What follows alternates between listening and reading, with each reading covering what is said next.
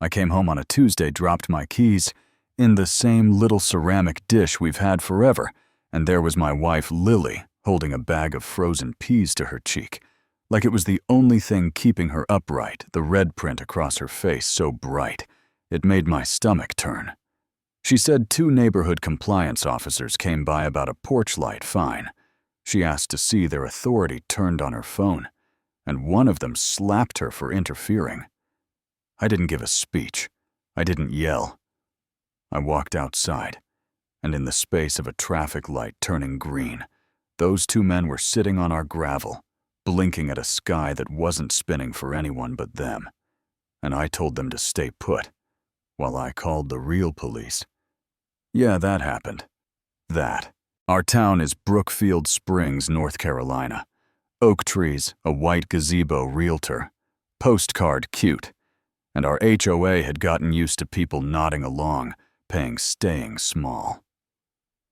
Patricia Hale ran the board like a queen with a laminated crown fines for mailbox paint, fines for basketball hoops, and last month, a $350 ticket because our porch bulb wasn't the correct warmth. You can't make that up. Lily finally said enough, printed the bylaws, highlighted section 9.2 in screaming yellow, and walked into the community center like it was court. The kind of room that smells like burnt coffee and old promises. She read the rule out loud. Any fine above a 70 needs a hearing with 14 days written notice, and you could hear Patricia's mug clink when she set it down. A little sound that felt like a crack in her throne.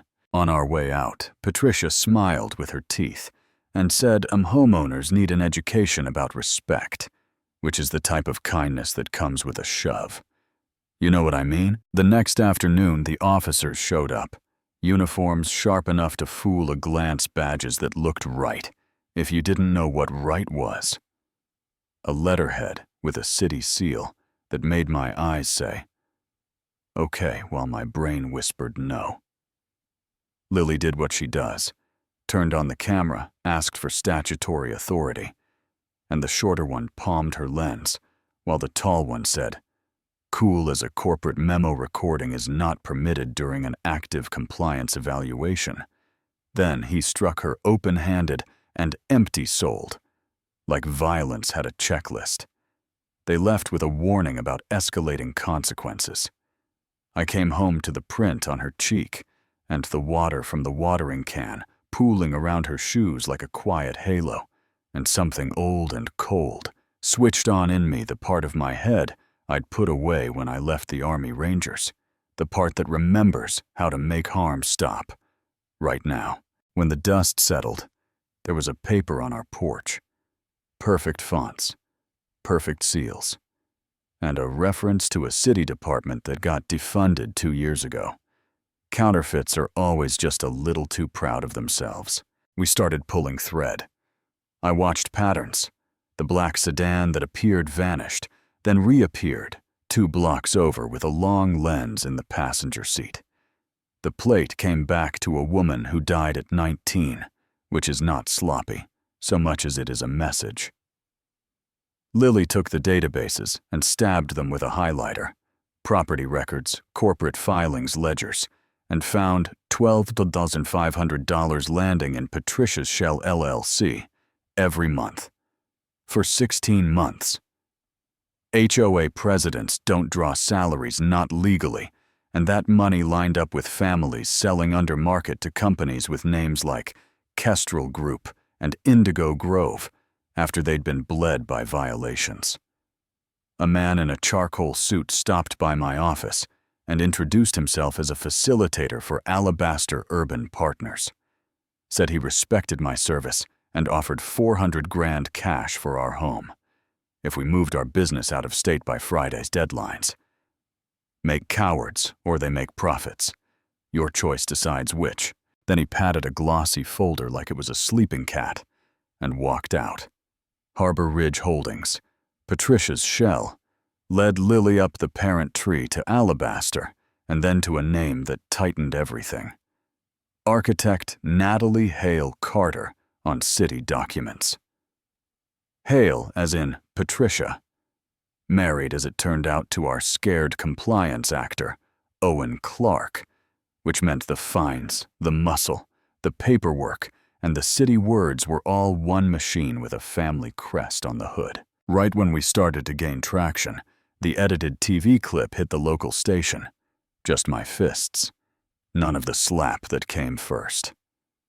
The teaser called me a volatile veteran, and by sunset, I'd lost 3 corporate clients, 60% of my year, gone in a crawl across the bottom of the screen. If the plan was to make me loud and sloppy, it almost worked. But I went quiet instead and knocked on doors. 12 families met in a church basement and poured their lives out onto folding tables. Notices with dates that didn't line up call logs, photos of the same sedan parked near their kids' bus stop, inspection reports that contradicted themselves in the margins. I called Special Agent Elena Ortiz white collar out of Charlotte because the paperwork didn't read like one bad neighbor. It read like a pattern, and when she looked, she didn't say much, which is how you know the right people are thinking. She came back with one word that changes the weather: RICO, because once money moves across state lines, and forgery meets wire fraud, meets civil rights violations, it stops being neighborhood drama and becomes a federal sentence waiting to happen.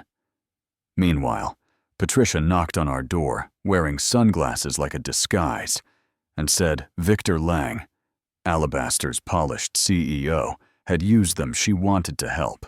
She just needed to know where we stored our evidence so she could protect it. Tears trembled the whole commercial. Lily poured her water and fed her a story. Firm, safe downtown backup at a storage unit on River Road, and the recorder in Ortiz's pocket caught Patricia relaying both locations to a contact saved as V. That night, a crew in black broke into a law firm that was closed a storage unit full of old softball trophies, and the community center 3 felonies on camera, while federal agents watched from across the street, and the case moved from a simmer to a boil.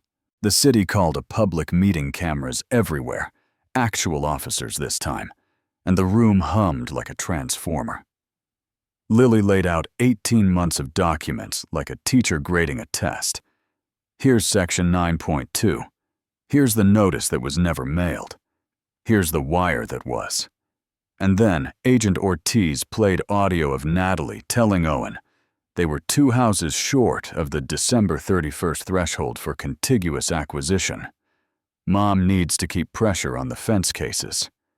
Owen stood to play the pawn voice wobbly. I was threatened. I have kids, yeah, we've heard that. And when he reached for Lily's arm out of habit, the room went cold.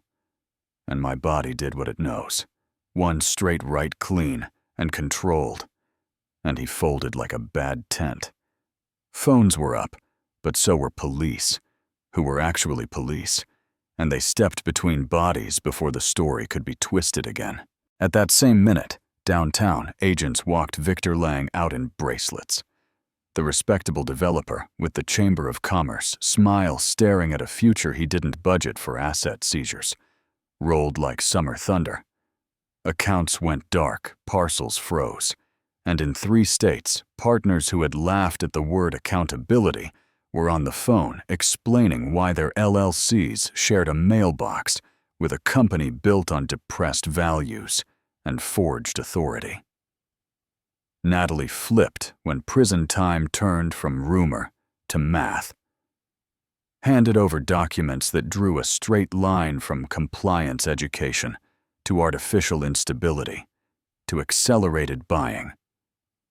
And Patricia sat in a fluorescent room, learning that she hadn't masterminded anything. She'd just handed the tools to people who never planned to protect her. The HOA dissolved inside a month, and the air felt lighter.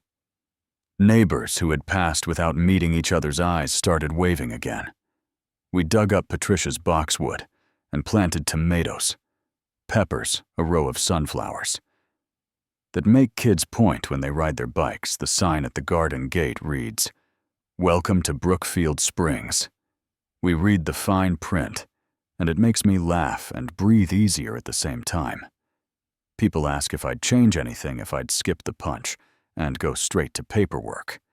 And here's the part that keeps me up some nights. That first punch stopped harm in front of me, but it also gave our enemies a story to sell until we built a better one with dates and receipts, and 12 families deciding they were done being quiet. So if you want the truth, we needed both the fire at the start and the sauce, the slow water after. You know what I mean? We closed it out with a block barbecue under string lights. Someone found in a garage box. Coulter brought a lemon pie that shut us all up for 5 minutes, and a fresh-faced agent wandered in with glossy pamphlets about exciting opportunities. I cracked my knuckles on reflex, and 40 faces didn't blink, he said. He must have the wrong neighborhood and backed away. Good read on the room, pal. So here's where I hand the mic to you. Where do you draw the line between self-defense and escalation when bullies hide behind letterhead and lanyards is a clean right hand? Ever the right first paragraph? If the last chapter is paperwork and handcuffs, or should I have stood there, filmed, lawyered up and waited while the bruise on my wife's face faded on its own? Tell me what you would have done. Tell me if a little power has ever tried to run your block like a kingdom. Tell me what page of the bylaws people never read in your town. Drop a comment. Push back if you disagree.